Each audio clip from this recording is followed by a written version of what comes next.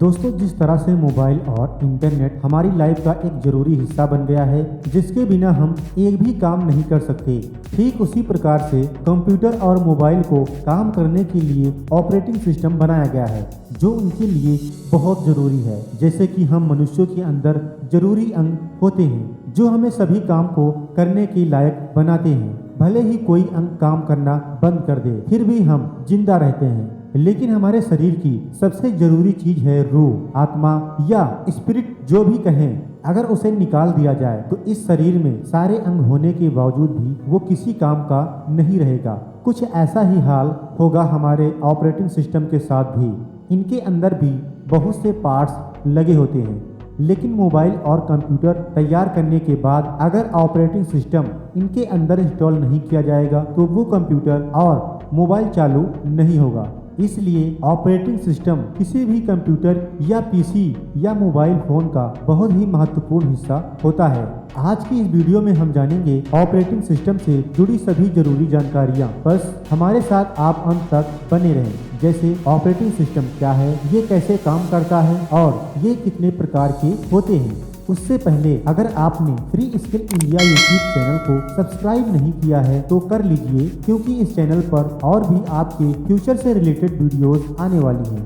तो चलिए शुरू करते हैं। तो सबसे पहले हम जानेंगे ऑपरेटिंग सिस्टम क्या है। ऑपरेटिंग सिस्टम को शॉर्ट फॉर्म में ओएस भी कहा जाता है। ये एक सिस्टम सॉफ्टवेयर है जो सिस्टम के हार्डवेयर और सॉफ्टवेयर के बीच सभी कार्यों का संचालन करता है। ऑपरेटिंग सिस्टम एक ऐसा सॉफ्टवेयर है जो यूजर और कंप्यूटर के बीच एक इंटरफेस प्रदान करता है, जिसके द्वारा यूजर कंप्यूटर के साथ कम्युनिकेट कर पाता है और इसके लिए यूजर को कंप्यूटर की भाषा को समझने की जरूरत भी नहीं होती है। सभी कंप्यूटर को सही तरीके से कार्य करने के लिए और दूसरी एप्लीकेशन और प्रोग्राम को रन करने के लिए ऑपरेटिंग सिस्टम की जरूरत होती है, जैसे Chrome, MS word, games, Photoshop इत्यादि जैसे एप्लीकेशन को एक माध्यम या प्लेटफॉर्म की जरूरत है जिसमें वह रन कर सके और अपने टास्क को पूरा कर सके, और ये प्लेटफॉर्म उन्हें ऑपरेटिंग सिस्टम प्रदान करते हैं। बिना ऑपरेटिंग सिस्टम के कंप्यूटर बेकार है। ऑपरेटिंग सिस्टम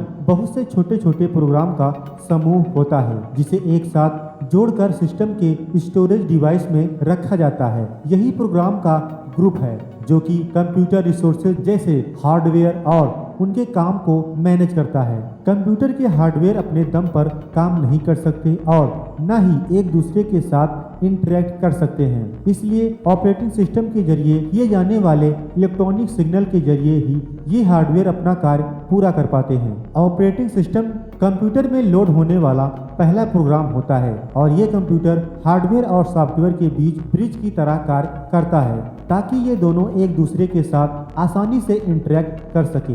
ऑपरेटिंग सिस्टम के कई अलग अलग नाम हैं, लेकिन उनका काम एक जैसा ही होता है और वो है यूजर के साथ सिस्टम को कम्युनिकेट करवाना और हार्डवेयर को मैनेज करना। तो चलिए अब जानते हैं अब तक के प्रमुख ऑपरेटिंग सिस्टम के नाम, जैसे Windows 10 OS, Mac OS, Linux OS, Ubuntu, Android OS, iOS, Mac DOS, Symbian OS. तो चलिए अब जानते हैं ऑपरेटिंग सिस्टम का काम क्या होता है। ऑपरेटिंग सिस्टम कंप्यूटर का सबसे जरूरी प्रोग्राम होता है जो कि सभी साधारण और महत्वपूर्ण काम को करता है, जैसे कीबोर्ड द्वारा इनपुट किए जा रहे कीज को समझना, आउटपुट को स्क्रीन पर दिखाना, हार्ड डिस्क पर फाइल और डायरेक्टरीज को मैनेज करना, कंप्यूटर के सभी पार्ट्स से कम्युनिकेट करना, यह सारी चीजें शामिल हैं।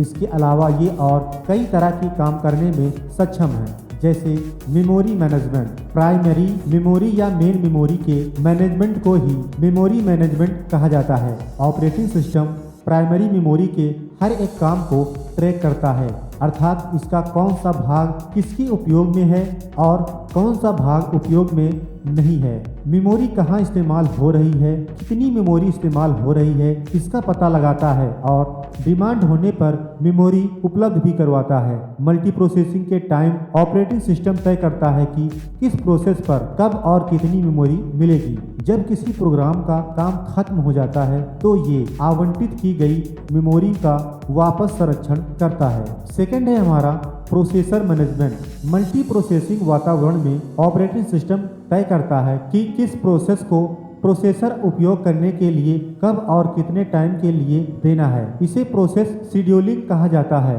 ऑपरेटिंग सिस्टम प्रोसेसर और प्रोसेस की स्थिति पर नज़र रखता है। इस काम के लिए ओएस के जिस प्रोग्राम का उपयोग होता है उसे ट्रैफिक कंट्रोलर के रूप में जाना जाता है। ऑपरेटिंग सिस्टम प्रक्रिया को पूरा करने के लिए सीपीयू आवंटित करता है और काम खत्म हो जाने के बाद प्रोसेसर को फ्री कर देता है। थर्ड है हमारा डिवाइस मैनेजमेंट। ऑपरेटिंग सिस्टम अपने संबंधित ड्राइवर के माध्यम से डिवाइस कम्युनिकेशन का मैनेजमेंट करता है। इसके लिए ऑपरेटिंग सिस्टम सभी डिवाइस पर नज़र रखता है। इस काम के लिए ओएस के जिस प्रोग्राम का उपयोग होता है उसे इनपुट आउटपुट कंट्रोलर के रूप में जाना जाता है।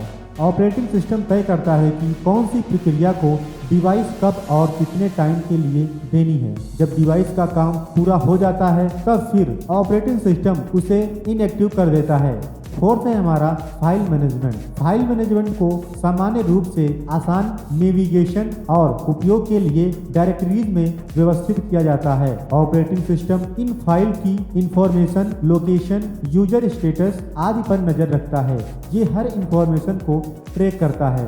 इसके साथ ही फाइल का लोकेशन क्या है, फाइल कब बनाई गई, फाइल कितने साइज की है, किस यूजर ने बनाई थी, ये सारी जानकारी भी ऑपरेटिंग सिस्टम रिकॉर्ड करता है। फिफ्थ है हमारा सिक्योरिटी। ऑपरेटिंग सिस्टम हमारे सिस्टम को अनाधिकृत एक्सेस करने से रोकता है, अर्थात आपके सिवा कोई और यूजर बिना आपकी आज्ञा के आपके कंप्यूटर का इस्तेमाल नहीं कर सकता और इसीलिए ऑपरेटिंग सिस्टम इसके लिए पासवर्ड देने की पूरी आज़ादी देता है। जब आप अपना कंप्यूटर चालू करेंगे तो वो सबसे पहले आपसे पासवर्ड पूछेगा, उसके बाद ही आगे की प्रोसेस करने की इजाज़त देगा। इससे आपका कंप्यूटर सुरक्षित रहता है। तो चलिए अब जानते हैं कि ऑपरेटिंग सिस्टम कितने प्रकार के होते हैं। टाइम पर टेक्नोलॉजी में बदलाव किए जा रहे हैं। इसके साथ कंप्यूटर ने भी समय के साथ काफी विकास किया है। जब से कंप्यूटर की स्थापना हुई है तब से ही ऑपरेटिंग सिस्टम का भी उपयोग किया जा रहा है। कंप्यूटर में बदलाव करने के साथ साथ ऑपरेटिंग सिस्टम को भी उसके साथ तुलनात्मक बनाने के लिए नए नए वर्जन को विकसित किया गया है। ऑपरेटिंग सिस्टम के भी कई सारे प्रकार हैं जिसकी जानकारी हम आपको देने वाले हैं, जैसे multi user operating system, single user operating system, multitasking operating system, multi processing operating system, network operating system, distributed operating system. चलिए एक एक करके इन सभी ऑपरेटिंग सिस्टम के बारे में विस्तार से जानते हैं। फर्स्ट है हमारा मल्टी यूजर ऑपरेटिंग सिस्टम। ये ऑपरेटिंग सिस्टम एक साथ एक से अधिक यूजर को एक साथ कार्य करने की सुविधा प्रदान करता है। ये ओएस कंप्यूटर नेटवर्क में प्रयोग किया जाता है जो कि एक ही टाइम पर एक ही डाटा और एप्लीकेशन एक से ज़्यादा यूजर को एक्सेस करने की इजाज़त देता है। सेकेंड है हमारा सिंगल यूजर ऑपरेटिंग सिस्टम। ये ओएस एक टाइम पर एक ही यूजर को कार्य करने की इजाज़त देता है। पर्सनल कंप्यूटर पीसी के लिए इस्तेमाल होने वाला operating system single user OS है जिसे एक समय में एक काम को मैनेज करने के डिजाइन किया गया है। थर्ड है हमारा मल्टीटास्किंग ऑपरेटिंग सिस्टम। ये ऑपरेटिंग सिस्टम यूजर को एक साथ कई अलग अलग प्रोग्राम को चलाने की सुविधा देता है। इस ओएस में आप एक टाइम में ईमेल भी लिख सकते हैं और साथ ही गाने भी सुन सकते हैं और फेसबुक भी चला सकते हैं। फोर्थ है हमारा multi processing operating system. Multi processing term का इस्तेमाल एक प्रोसेसिंग के तरीके को स्पष्ट करने के लिए किया जाता है जहां पर दो या दो से ज़्यादा प्रोसेसर एक दूसरे से जुड़े रहते हैं। इस ऑपरेटिंग सिस्टम में विभिन्न और सेल्फ सस्टेनिंग प्रोग्राम के निर्देश एक ही समय में एक से ज़्यादा प्रोसेसर के द्वारा निष्पादित एग्जीक्यूट किए जाते हैं। अगला है हमारा network operating system. Network OS उन कंप्यूटर को अपनी सेवा प्रदान करता है जो कि एक नेटवर्क से जुड़े होते हैं। ये एक ऐसे प्रकार का ऑपरेटिंग सिस्टम है जो मल्टीपल कंप्यूटर को एक साथ कम्युनिकेट करने के लिए, फाइल शेयर करने के लिए और दूसरे हार्डवेयर डिवाइस को एक्सेस करने की इजाज़त देता है। नेटवर्क ऑपरेटिंग सिस्टम सर्वर पर रन होने वाला ओएस है। अगला है हमारा डिस्ट्रीब्यूटेड ऑपरेटिंग सिस्टम। ये वो सिस्टम होते हैं जो डेटा को स्टोर करते हैं और बहुत सारी लोकेशन पर डिस्ट्रीब्यूट कर देते हैं। इस ओएस में बहुत सारे सेंट्रल प्रोसेसर का उपयोग किया जाता है और इन प्रोसेसर के बीच प्रोसेसिंग के काम को बांट दिया जाता है। ये सेंट्रल प्रोसेसर कोई कंप्यूटर या अन्य डिवाइस हो सकता है और ये सभी प्रोसेसर आपस में कम्युनिकेशंस लाइंस द्वारा एक दूसरे से जुड़े रहते हैं। इसका एक फायदा यह है कि अगर एक कंप्यूटर बंद कर दिया जाए तो अन्य दूसरे कंप्यूटर से कार्य किया जा सकता है। उम्मीद करता हूं कि हमारी ये जानकारी आपको पसंद आई होगी और आगे भी इस जानकारी को शेयर कीजिए ताकि ये जानकारी सबको प्राप्त हो सके। और चैनल को सब्सक्राइब नहीं किया है तो कर लीजिए और मिलते हैं अगले एक और नए टॉपिक के साथ फिर।